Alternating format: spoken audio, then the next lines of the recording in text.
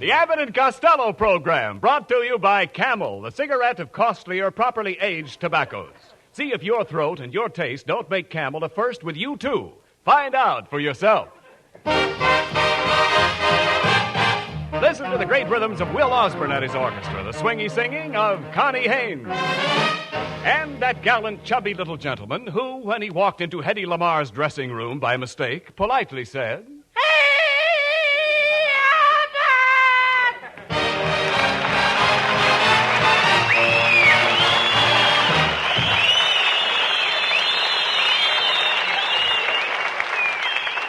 Hey, Costello, what are you so excited about? What's the matter with you? I don't know, Abbott. I'm all mixed up. In my room, I got a big picture of Lauren Bacall on the ceiling. Yes. And on my dresser, I got a picture of Rita Hayworth. On the walls, I got 2 pictures of Betty Grable. And under my pillow, I got a picture of Dorothy Lamour in her sarong. And I think I'm going nuts. Why? All night long, I keep dreaming of Gene Autry's horse.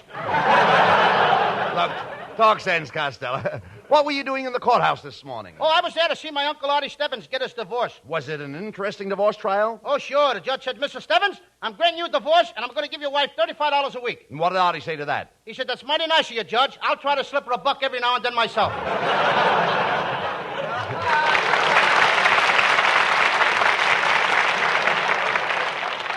Now, Lou, that was ridiculous. What were the grounds for the divorce? Misrepresentation. She said that before they were married, Uncle Artie told her he was well off. Well, was he? He was, but he didn't know it then. Well, she must have had better grounds than that. What else did she claim? Well, she wanted to get rid of him because he was always getting indifferent. Artie was getting indifferent? Yeah, he was getting in different girls' apartments every night. Oh, stop that nonsense, please. I'm glad I went to the trial, though, Abbott. I found out what causes 100% of the divorce cases. So you know what causes all the divorces? Yep. What? Marriage. Oh. You know nothing about marriage, Costello. Marriage is a great institution. Yeah, but who wants to live in an institution? Costello, marriage is wonderful. Yeah, marriage is like a 3-ring circus. A 3-ring circus? Yep. Engagement ring, marriage ring, and suffering. But how can you Banana! talk... Never mind that.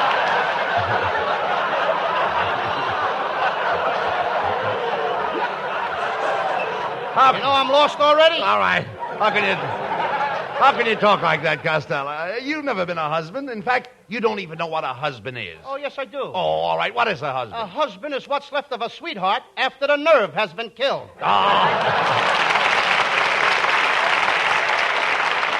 Costello, you're a dope. But you don't have to worry about marriage. Very few women would marry you. Very few would be enough. Well, look, what happened to that girl you used to go with, Ruby Poolcue? I thought you two were engaged. We was, Abbott. You what? But I broke it off. I told her to keep the ring. You mean you were willing to lose an expensive diamond engagement ring? That's right. What's $1.50 to a man with a broken heart? Ruby went ahead and she married Stinky Rappaport. Stinky Rappaport? Stinky Rappaport. I gave them a beautiful set of silver. Table silver? No, pocket silver. 4 dimes and a quarter. Now, talk sense, Costello. Why don't you try to meet some nice girl and go steady? Oh, Abbott, I met one last night in the movies, and I took her out. She was an usher. Oh, you mean she's an usherette? What? Usherette. Yeah, she ate and she drank. She ate like a horse. She had a nose bag with her. All right, never mind that. You know, we had a wonderful time, Abbott. did? Then I took her home and we sat in a parlor. Just the 2 of us. Oh, it must have been romantic. Romantic. We sat on the sofa and I read her a love story. Then suddenly she reached over and switched off the light. What did you do? I turned it on again. Who can read in the dark? Oh. What a guy. You're in the parlor with a beautiful girl and you read a book. Why'd you take her to a dance? Oh, I'm all through with dances. What do you Abbott. mean? I took Cleopatra to a dance last night. Last week. Cleopatra? Yep. You idiot. Cleopatra has been dead for 2,000 years. No wonder she couldn't rumba. Costello. Spelled backwards or something else. All right. Look, Costello, why don't you try to make a hit with that little girl my wife introduced to you? You know, Sweetheart? Odessa. Yeah, Sweetwater? Odessa Sweetwater. Sweetwater? Yeah. I had to give her up, Abbott. Why? Her father didn't like me. Her father wanted you to marry her. I said he didn't like me. Her father said he'd pay half your expenses if you got married. Yeah, but who's going to pay the other half? Costello, you're always thinking about money. When I got married, I was just a struggling young actor. Struggling, I will get out. Sometimes I get lost. Yes. You don't know where you are. Well, I was still struggling. Thank you. I know. And how you were struggling. I struggled. I know you struggled, but you didn't get away. Ah, no, Costello. You're an imbecile. You lose all your girls. Look, what happened to your engagement to Tessie Tinfoil? It's broken. Did you break it? Nope. Did she break it? Nope. Then how did it get broken? Well, Tessie told me what her clothes cost, and I told her what my salary was. And when the engagement just sort of sagged in the middle and busted by itself. Costello. Both of us better get glasses. Costello, how did you happen to meet Tessie Tinfoil in the first place? Well, I went down to the bank and drew out my money. Yes. There she was. 5 minutes later, we were engaged. You asked the girl to marry you, and you only knew her 5 minutes? That's right. Abbott, you'd be amazed what you can do when you meet somebody if you don't waste time shaking hands.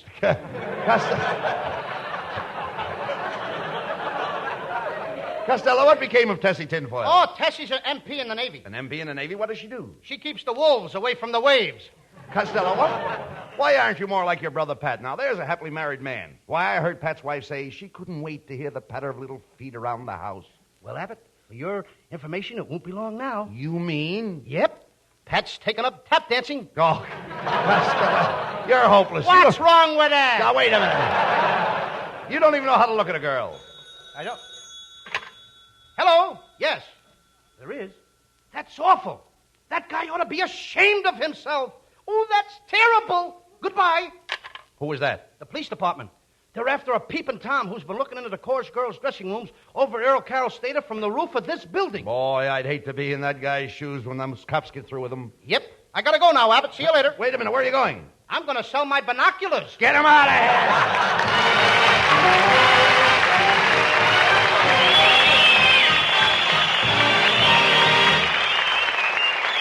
We've been reading some swell war headlines these days, but it's a different tune when you're right there in the middle of it. Well, just picture yourself in those front lines and picture a buddy turning to you and saying, "Hey, got a cigarette?" Would you give him one of yours? And how you would, even if it was the last one in your pack. Well, remember that when you can't get the Camels you want here at home. You're giving your Camel to that fighting Joe who's asking for it. Because billions and billions of Camels go to our fighting men. The service first. Army, Navy, Marines, and Coast Guard, wherever they go in their winning of the war, they have first call on Camels. C-A-M-E-L-S. The service first.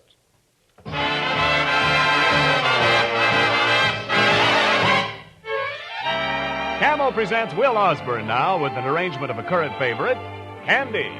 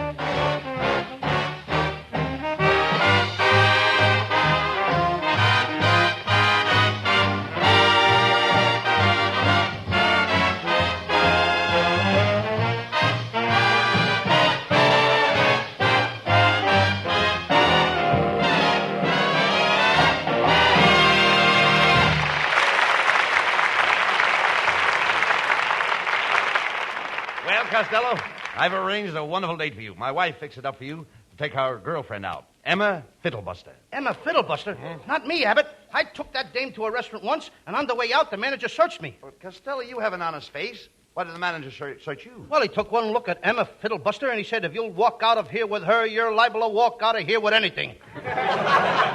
Oh, how can you say that, Costello? Emma is a blonde, and you'd go out with any blonde. I would not. Name one. Nelson Eddy. Oh. Quiet, Costello. Hey, here comes Emma now. Oh, good evening, Miss Fiddlebuster. Hello, Bud. I believe you know my partner, Lou Costello. Why, yes, it seems to me I met you someplace before, Mr. Costello. Oh, I don't think so. I never go to the zoo.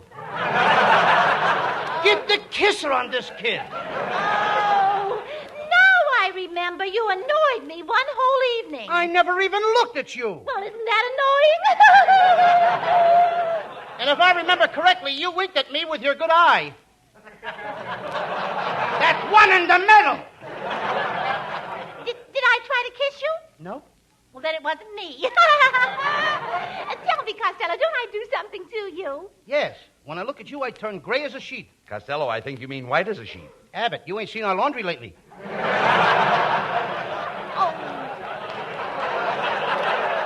Costello, why don't you like me? I've been told that I'm beautiful. Why, Lana Turner and I are sisters under the skin. Well, crawl back under the skin and send out Lana, kid. Oh, let me out of here. Goodbye. Well, Costello, what do you think of Miss Fiddlebuster? Well, what do you think? I'll tell you what I think. Abbott, if you want to get me a date, why don't you ask Connie Haynes to go out with me? She's wonderful. I love her voice. Connie has a grand voice. Do you like her range? Like her range? I like her whole kitchen.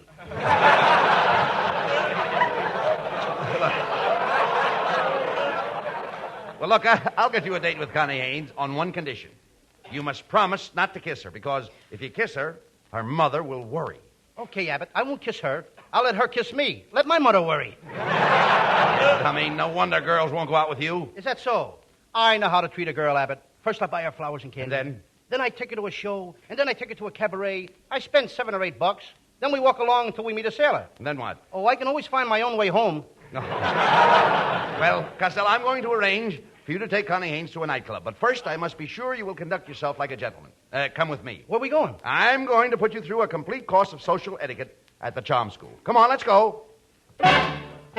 Well, here we are at the Charm School. What took us so long?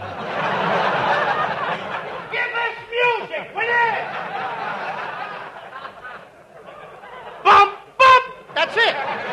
All right. And I'm out of breath. Come on, we're here just the same. Ah, welcome to my school, gentlemen. I'm Professor Melonhead. Gentlemen, I teach charm. Abbott, get me out of here. This guy couldn't charm a snake. Quiet, Costello. Young man, I'll have you know that I do teach charm. Why, with that head, you should be teaching billiards. Hand me a cue, Abbott, and I'll run snooker with his dome. No. Take it easy, Costello. Professor Melonhead is an expert at etiquette. I know he etiquette. You know what? I know he etiquette. You can see he etiquette. He's still got the tail on his upper lip. Now, you quiet, you obese buffoon. Hey. Continue. All right. My high forehead denotes intelligence, brains. My boy, that's where I shine. Well, why don't you take some of the shine off your head and put it on your shoes? From behind your skull looks like an empty parking lot. Costello, will you behave yourself? Now, tut, let me handle him, Mr. Abbott. I'll transform this boy into a perfect gentleman. Now, our first lesson here in charm is how to behave at home. Costello, what would you do when the butler enters the room? We ain't got no butler in my house. No butler? My dear boy, if you have no butler, how do you know when dinner is ready? When my mother takes the iron bars off the dining room door. Oh. And then you eat. Not until she opens up the vault door that gets you into the kitchen. And then you eat. Then we eat because I'm filled up. Go ahead, continue. All right, never mind that. Now, we'll say that you're already in the dining room. Now, what do you do with the crumbs at the table? Crumbs? Certainly. Don't you have crumbs at your table? Oh, yeah, Abbott comes once a week. Hey, you're welcome anytime. You can come. All right, never mind. We'll skip the crumbs, Costello. Now, let's say that you have on your plate a slice of roast beef with gravy, some pickled beets, and a lovely portion of beans. Now, which fork do you use? I don't use no fork. No fork? No, I just slip my lower lip under the plate and bank the beans off the pickled beets. Oh. That's fine. Now, we'll suppose, Costello, that you're in a very swanky continental bistro. Now, you walk in... Would you read that again, please? Oh, you're in a swanky continental bistro. Excuse me, continue. All right. You... Come on, you saunter up to the bar with savoir-faire and distingué. Now, how did I ever get mixed up with those characters? No, that's the way you walk. Now, you order a liqueur. The waiter walks up and slips you a poussé café. He wouldn't dare. He quiet. Now, suddenly, at the next table behind you, you see a beautiful girl. My assistant here will help us out by playing the part of the beautiful girl. This is Mademoiselle Zing Zing. Zing zing. Zing Zing. A zing zing zing zing zing zing zing zing zing. A zing zing zing zing zing zing zing zing zing. All right, quiet, Costello. Zing zing zing zing zing. That's the only line the guy's got. I've got to have a bouncer. Now, be quiet. Now, Costello, after the girl walks up in a very soigné manner, you approach Mademoiselle Zing Zing, and in perfect French, you say, Pardonnez-moi, mademoiselle. Voulez-vous promenade du boulevard, rue Montmartre, Bois de Boulogne, et Champs-Élysées? I say that? Of course. And what does she say? She answers you in a lovely, melodious voice. Je vous ai, je vous aime, je vous adore. I'd like to meet you by the gas pipe. Allez, boum, poupou, petite marmite. Gee, that sounds swell. Petit mieux, poupou, petit pommier. What does that mean? Hit the road, chump. The big guy is my husband. Now, just a minute, Melonhead. You've gone too far. What's the matter, Costello? Well, I mean, after all, Abbott, I didn't mind it when this melon guy forced me to walk into a stanky confidential biscuit. I didn't say nothing when he pushed me onto that Savoy ferry in a distinct way. I never said a word when he had the way to shove a pussycat's face in my hand. But when he makes me poo-poo petite marty between that lovely girl and her husband, he has not only impugned on my good name, but he has cast aspirations on the San Francisco Conference.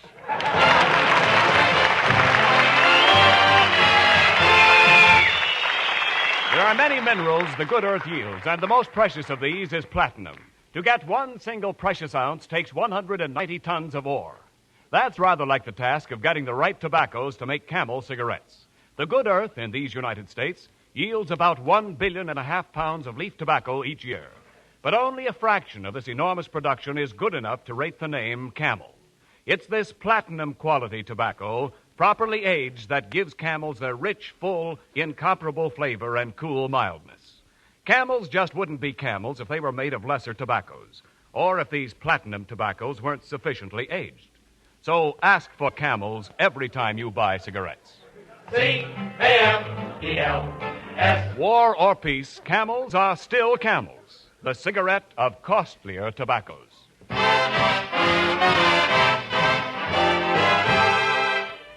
For Camel fans tonight, lovely Connie Haynes introduces a brand new song. It's Freddie Martin's latest composition, and this will be the first public performance of it anywhere. We hope you will like Hubba Hubba Hoy.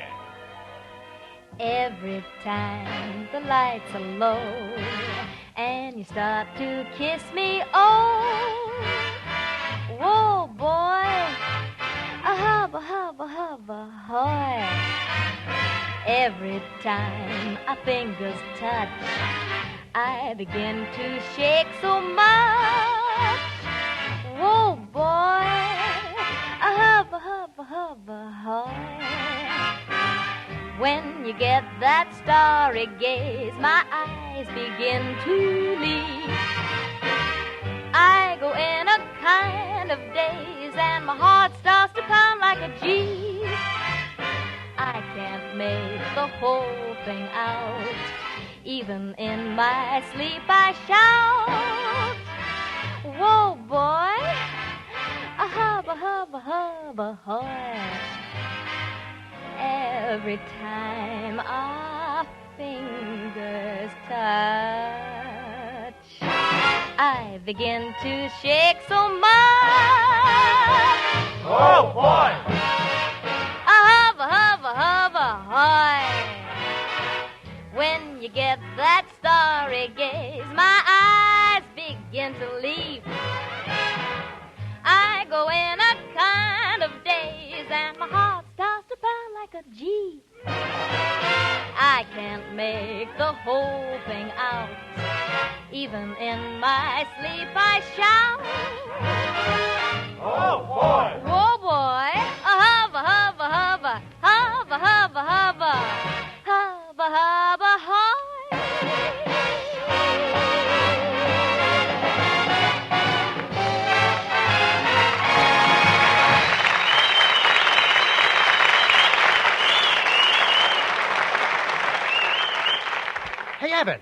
Well, what are we doing up here at this joint? Costello, I've made a date with Connie Haynes to meet us here. And this is not a joint. It's the Ritz, a very high-class nightclub. Hey, Abbott, this place is a fake. They got a sign over there over the bar that says, ladies served here. Well? Well, I went over to the bar and ordered a lady, and they threw me out. Oh. Costello, I've met a lot of morons in my time, but you're head and shoulders above all of them. Abbott, you must have met a bunch of short morons. No, never mind that. Did you bring plenty of money with you? Oh, yes, I did. I'm loaded, Abbott. Right here in my pocket, I got $4, all in singles. If I fold one over, it'll look like 5. Now, you mean to say that you left the house with $4? Yeah. Aren't you afraid to carry that kind of money around with you? Well, at first you get kind of a funny feeling. You imagine everybody's looking at you. But you get used to it. The big trick is not to try to look nervous. $4. I Come can on. tell you. Come on, sport. Let's go in, and don't forget to tip the doorman. Good evening, gentlemen. Allow me to open the door for you. Oh, thank you, Mac. Here's a dime tip for you. Costello, how can you stand there and face that doorman after giving him a dime? I'm waiting for my change. Oh. Come on. All right, Costello, there's the head waiter. Now, if you want a good table, close to the dance floor, you'll have to give him a big tip. Good evening, gentlemen. Would you like a table? Oh, yes, my good man. We're heavy spenders. Here's a nice tip for you. But this is a quarter. Didn't you make a mistake, sir? I guess I did. I thought it was a nickel. Give me that back. Here you are, 5 pennies. This is an insult. Why, the champion tightwad of Hollywood gave me 50 cents. Well, meet the new champion. Mr. Head Waiter, could you give us a nice ringside table? Oh, sure. Follow me.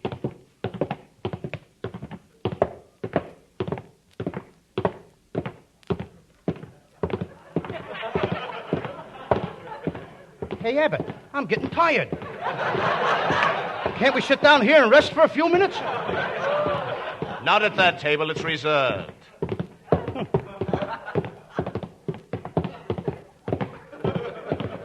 Hey, Abbott, look at that sign over there. Los Angeles city limits. Here you are, gentlemen. Here's your table. On a clear day, you can see Catalina. All right, Costello, you sit here, facing the dance floor. Okay, but I'm liable to catch cold with my back toward the ocean. Well, What was that? A Greyhound bus. I wondered why they had a white line running down the middle of the table. would you two mugs like to order some food? The roast beef is delicious. How much is it? It's $4 a portion, but it's lovely roast beef. It will make your mouth water. That's what we want. Roast beef? No, water. Happy New Year. Hey, fellas, do you mind if I sit at your table? Just a minute, partner. Where are you from? I'm from Chicago. Chicago. Chicago? Toledo. Well, why don't you take a train and go home? Well, I would, but my wife won't let me keep it in the house. Aha! There you are, you cheapskate. Oh, yeah, you can't talk to me like that. Oh, no? I'll take care of you.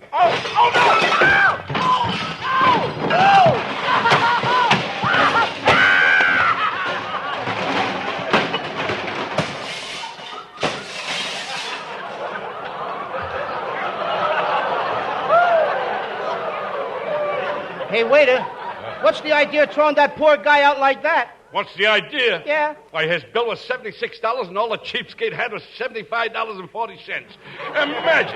Imagine the nerve of him trying to get away with a thing like that. Yeah, he certainly got a lot of nerve trying to get away with that. Hey, yeah, but how much is our bill? I don't know. We haven't got it yet. Oh, I beg your pardon. Are you like Lou Costello? That's me. Here's a telegram for you. Thanks. Hey, messenger girl, you forgot your motorcycle. Oh, so I did. She writes fast, don't she? Oh, boy. Hey, Abbott, here's a telegram. Look what it says. It's from Connie Haynes. What does she say? She says, Dear Mr. Costello, just arrived here at the club, and I'm on my way to your table. Expect to be there within the next hour or two. Hey, Abbott, we got to stop Connie. We can't let her come in a place like this. It would cost her a fortune. Well, here you are, gentlemen. I thought maybe you'd like to pay your check. How much is the check, Abbott? $83. $83. Mm-hmm. And I only got $4. And the other guy was only 60 cents short. Look what they did to him. Abbott, we got to do something quick. Costello, this is your party, and you'll have to get out of it the best way you can. I got an idea. You offer to pay the check, and I'll give you an argument. Okay, I get you. Come on.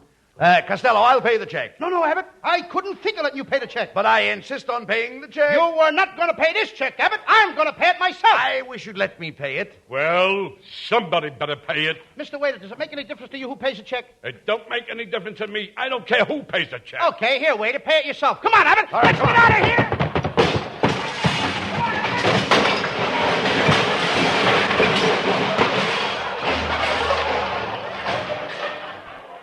We didn't make it.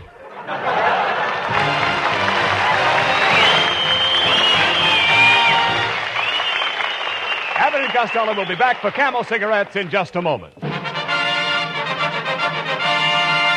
Thanks to the Yanks of the Week. Tonight we salute Lieutenant Joseph W. Wright of Spokane, Washington, just returned to Halloran General Hospital as an exchange prisoner after a year in a German prison camp. This bomber pilot wears the Distinguished Flying Cross with an oak leaf cluster, the Air Medal with 7 oak leaf clusters, and the Purple Heart. In your honor, Lieutenant Wright, the makers of Camels are sending to our fighters overseas 500,000 Camel cigarettes. Each of the 2 Camel radio shows honors the Yank of the Week by sending free 500,000 Camel cigarettes overseas, a total of 1 million Camels sent free each week. Camel broadcasts go out to the United States twice a week, are rebroadcast to practically every area in the world where our men are fighting, and in cooperation with a good neighbor policy also to Central and South America.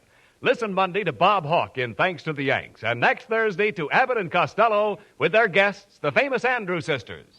And now hear Bud and Lou with the final word. Well, Costello, the Andrews sisters are going to be our guests next week. Have you made any plans to entertain them? Oh, sure, Abbott. I thought I'd take them over to my house and cook up a batch of snoo. What's new? Nothing much. What's new with you? Oh, get them out of here. Good night, folks. Good night, everybody. Good night, Good night, everybody.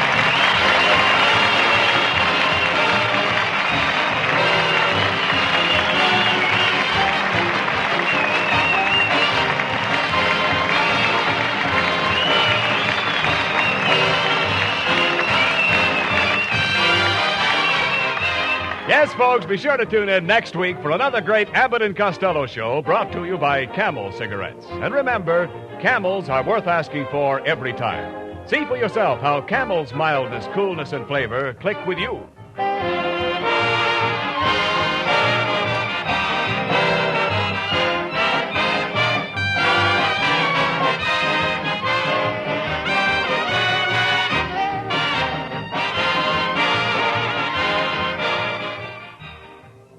Look, mister, don't put your pet pipe in the doghouse just because it bites. Give it a chance.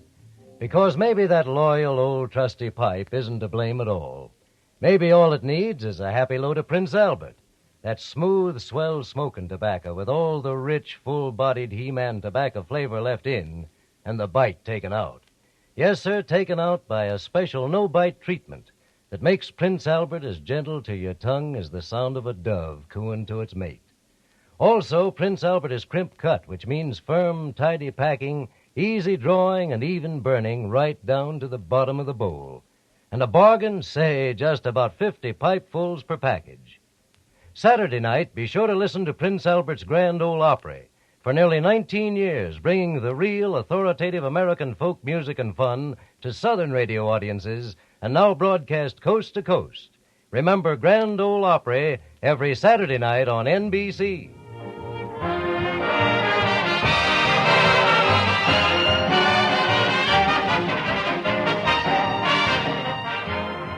The Abbott and Costello Show for Camel Cigarettes will be back at this very same time next week. Don't miss it. This is Ken Niles in Hollywood, wishing you all a pleasant good night. This is the National Broadcasting Company.